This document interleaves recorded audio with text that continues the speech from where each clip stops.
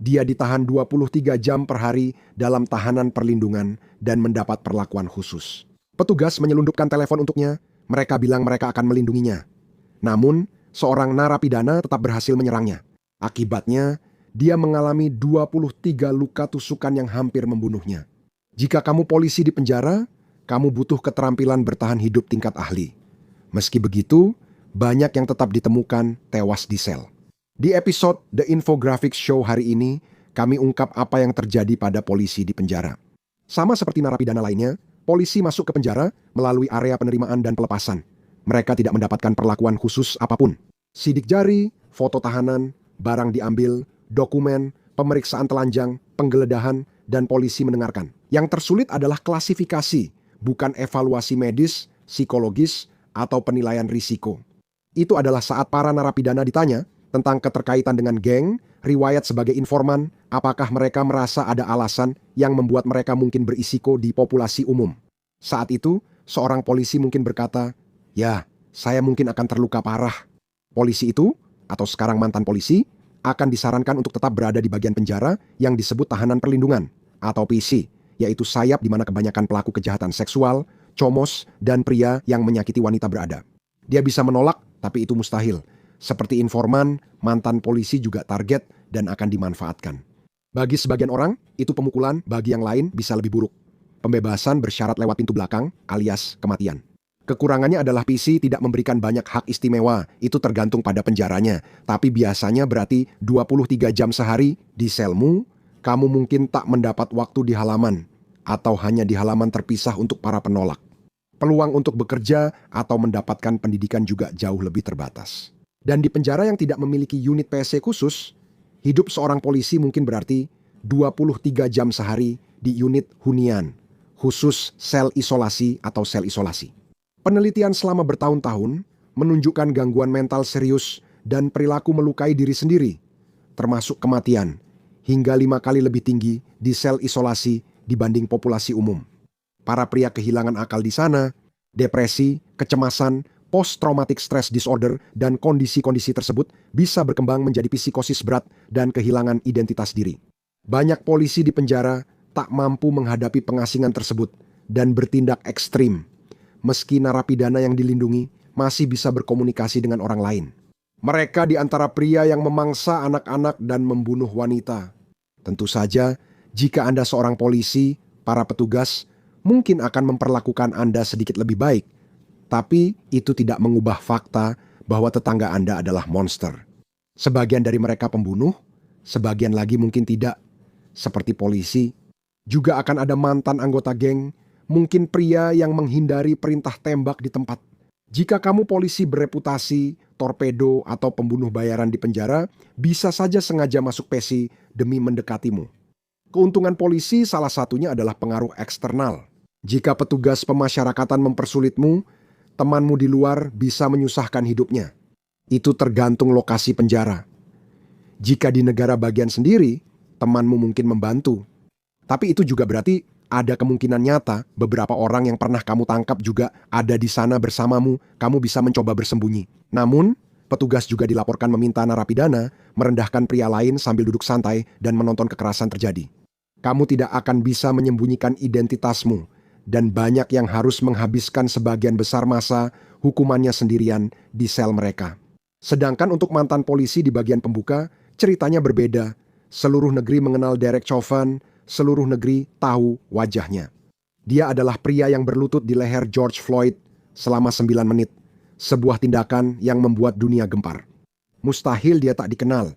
Dia dihukum 22,5 tahun setelah 20 tahun bertugas di kepolisian. Dia pernah dianugerahi medali atas keberaniannya, tetapi juga memiliki 18 keluhan pelanggaran dalam catatannya, dan itu membuatnya menjadi target besar. Setelah beberapa tahun, pihak berwenang memindahkannya dari penjara keamanan maksimum di Minnesota ke penjara keamanan sedang di Arizona, yaitu Lembaga Pemasyarakatan Federal Tucson. Keamanan lebih banyak berarti kebebasan, tapi bagi Chauvin, reputasinya justru jadi masalah. Ia belajar ini dengan susah payah. Pada November 2023, John Terskak yang berusia 52 tahun bukanlah malaikat. Dia dihukum. 30 tahun penjara karena percobaan pembunuhan dan penyerangan bersenjata saat jadi anggota mafia Meksiko. Tahun 1990, dia membunuh narapidana di penjara negara bagian Folsom. Di luar penjara, dia memungut pajak dari geng dan pengedar narkoba dengan ancaman kekerasan jika tidak membayar. Dia juga informan Federal Bureau of Investigation, jelas bukan panutan moral. Terskak diam-diam mendekati Chauvin di perpustakaan penjara, lalu menikamnya 23 kali dengan pisau rakitan. Respons cepat petugas, kemungkinan menyelamatkan nyawa Chauvin.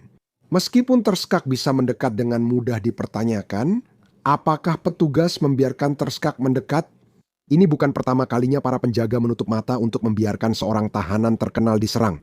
Lebih lanjut tentang itu nanti. Kondisi Chauvin stabil dan setelah pulih, ia dipindahkan ke penjara keamanan rendah di Texas, tempat rekan narapidana barunya, kemungkinan pengemplang pajak dan pelanggar tilang parkir. Chauvin seharusnya aman di sana, lebih baik daripada 6 mantan polisi Mississippi di Rankin County.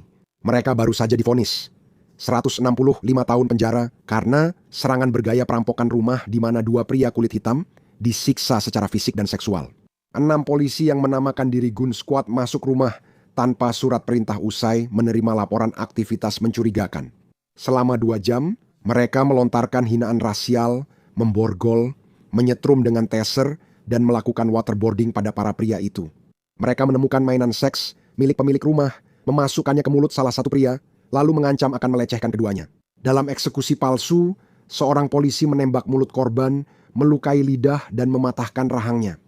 Petugas keluar membahas cara menutupinya, mengambil peralatan video keamanan rumah lalu membuangnya ke sungai. Penyelidikan mengungkap polisi Kabupaten Rankin memasukkan tongkat ke tenggorokan pria, membakar kaki dengan alat las, dan mencoba alat setrum pada tersangka. Mereka adalah orang-orang gila yang mendobrak pintu dan bertindak seperti preman di banyak masyarakat Amerika. Serikat pria-pria ini bisa dipukuli, diperas, bahkan dibunuh. Karena alasan itu, mereka akan menghabiskan 23 jam sehari di sel mereka selama bertahun-tahun ke depan. Tapi beberapa polisi tampaknya seperti punya keinginan untuk mati. Pada 2000, satu mantan petugas Los Angeles Police Department, David Mack, menjalani hukuman di penjara federal Illinois. Saat jogging di halaman utama, dia mungkin merasa masa hukumannya 14 tahun akibat perampokan bank berjalan lancar. Namun, dia di luar negara bagian dan tidak ada yang tahu siapa dia. Masalahnya, para narapidana punya banyak waktu luang dan mereka banyak menonton televisi, membaca banyak koran dan majalah. Suatu hari, mereka melihat berita kejahatan Mack di televisi dan tahu dia rekan polisi paling korup dalam sejarah Los Angeles Police Department. Mack pernah bekerja sama dengan Rafael Perez, tokoh utama skandal Rampart di Los Angeles Police Department. Pada 1990-an, sekitar 70 petugas bertindak seperti preman, mendobrak pintu rumah keluarga tak bersalah dan memukuli mereka. Jika tidak menemukan apa-apa, mereka menanam narkoba atau berbohong soal penyerangan. Polisi ini bukan hanya kotor, tapi juga busuk, merampok narkoba dari pengedar lalu menjualnya ke pengedar lain. Itu seperti izin membunuh dan mencetak uang, dan petugas Perez terlibat di dalamnya.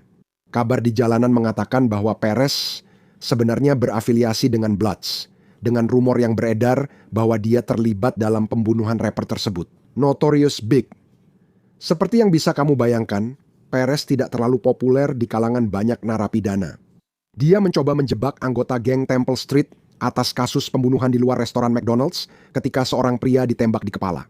Pelaku sebenarnya adalah anggota mafia Meksiko, tetapi 4 pria dari Temple Street ditangkap dan kemudian dihukum, sebagian berkat seorang saksi muda, Sonia Flores. Yang tak diketahui siapapun saat itu, Perez dan Flores terlibat. Dia menghamilinya saat usianya 16 tahun setelah mengajaknya ke klub malam. Dia aborsi, tapi mengaku cinta dan rela lakukan segalanya untuknya. Untuk petugas Mack, tokoh utama skandal Rampart, ia membawa korupsi lebih jauh dengan menjadi otak perampokan bersenjata di Bank of America. Lolos dengan 722.000, dia sembunyikan uang itu dan memberitahu beberapa orang terpilih bahwa saat keluar, dia akan jadi kaya. Dia keluar tahun 2010 tapi belum pasti apakah hidupnya mewah. Seorang informan penjara yang dapat dipercaya kemudian mengatakan bahwa uang dari perampokan itu digunakan untuk membayar seorang pria yang disewa untuk membunuh Biggie dan juga untuk menyingkirkan Sean Combs yang sekarang terkenal alias P. Diddy. Nona Flores bersaksi bahwa Perez dan Mutch adalah rekanan saat mendobrak pintu pengedar narkoba, bukan untuk melakukan penangkapan. Mereka menembak pengedar dan ibunya hingga tewas. Flores menyatakan Mark dan Perez memasukkan mayat ke bagasi mobil, membawanya ke Tijuana, lalu menguburkannya. Namun, Flores kemudian mencabut kesaksiannya. Sekitar 100 vonis dibatalkan hanya berdasarkan kesaksian Perez. Dia mengkhianati semua orang, jadi dia tidak menjalani hukuman di penjara federal. Jika dia melakukannya, kecil kemungkinan dia bertahan sebulan tanpa ditusuk atau ditemukan gantung diri. Mutch tidak seberuntung itu. Mantan bintang atletik. Dia sedang menikmati lari rutinnya di sekitar halaman penjara saat beberapa narapidana berdiri menonton. Semua dari mereka marah atas apa yang telah dilakukan Mutch kepada orang-orang seperti mereka. Mereka menyerang dengan pisau dan tangan, lalu mulai menikam tubuh dan lehernya. Mac hanya 2 hari di rumah sakit dan sangat berani. Dia harus segera kembali ke populasi umum. Begitulah di Amerika Serikat. Jika kamu polisi di penjara, tapi jika kamu polisi terkenal dengan info yang bisa menyulitkan orang lain, situasinya bisa sangat buruk. Contoh kisah titisan Joe Ferrari Utanfon, seorang polisi Thailand, kepala kepolisian Muang Nakhon Sawan di Thailand. Pekerjaan itu biasanya berarti mendapatkan sekitar 40.000 baht per bulan, sekitar 1.200. Tapi seperti yang akan dikatakan oleh siapapun di Thailand, banyak polisi tidak terlalu memikirkan gaji. Bagi yang korup, uang besar datang dari bonus. Miliaran dolar narkoba dari Myanmar mengalir melalui Thailand. Banyak polisi mencoba menghentikan perdagangan itu, tapi sebagian dibayar untuk tutup mata. Perang melawan narkoba membuat Joe kaya setelah memeras dan menyiksa pengedar narkoba di kantor polisi. Hingga seorang petugas jujur mendapat rekaman closed circuit televisionnya.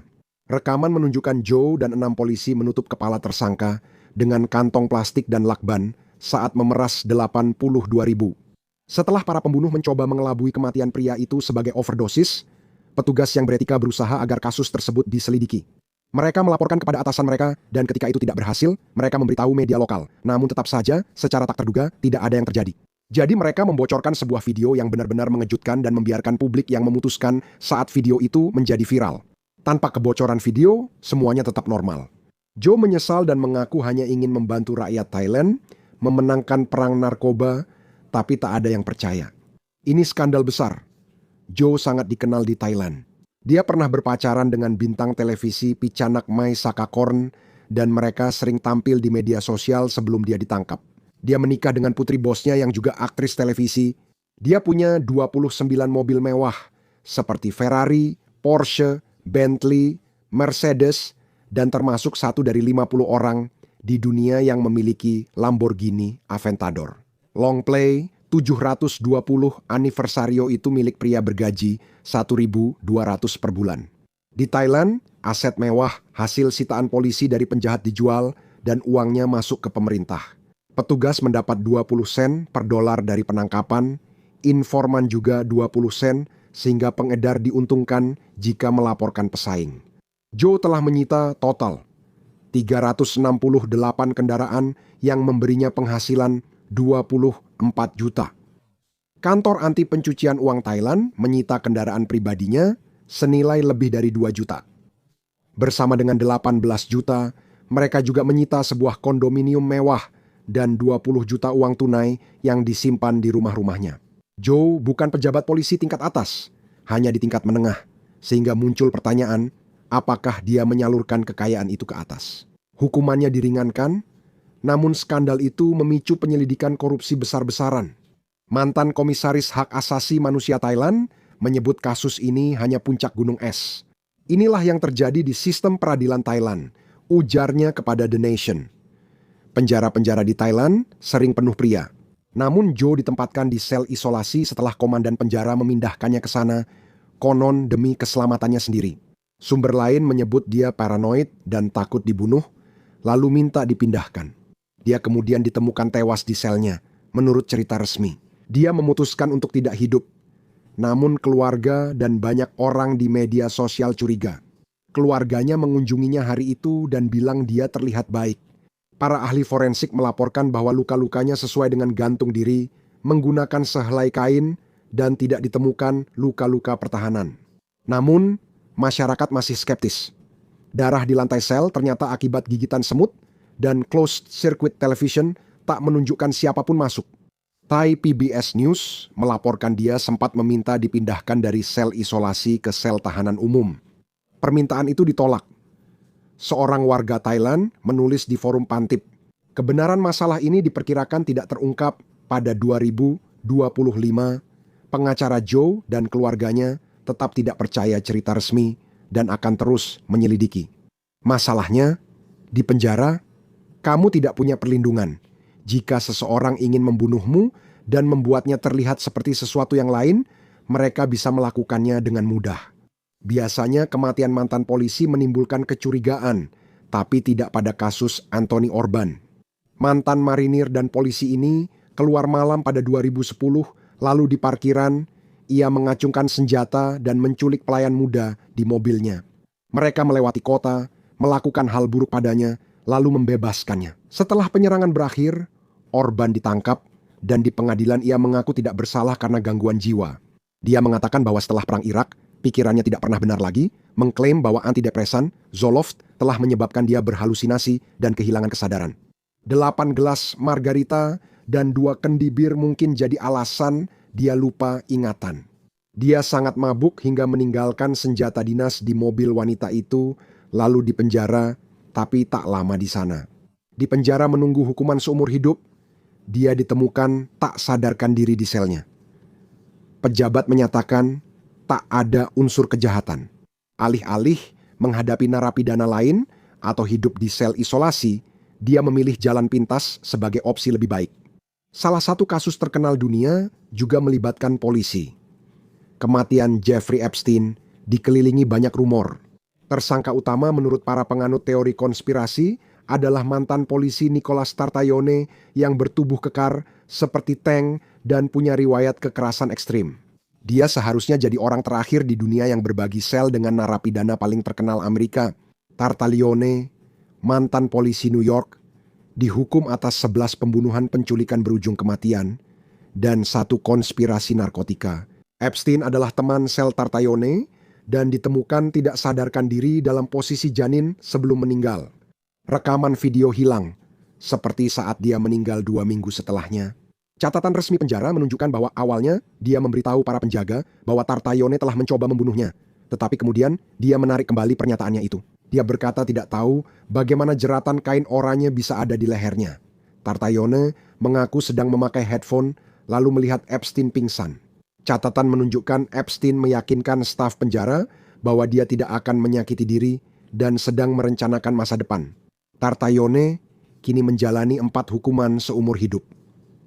Pada 2025 laporan menyebut ia mencari pengampunan dan mengaku dijebak. Seperti mantan teman selnya, siapa yang tahu berapa lama Tartayone akan bertahan di penjara?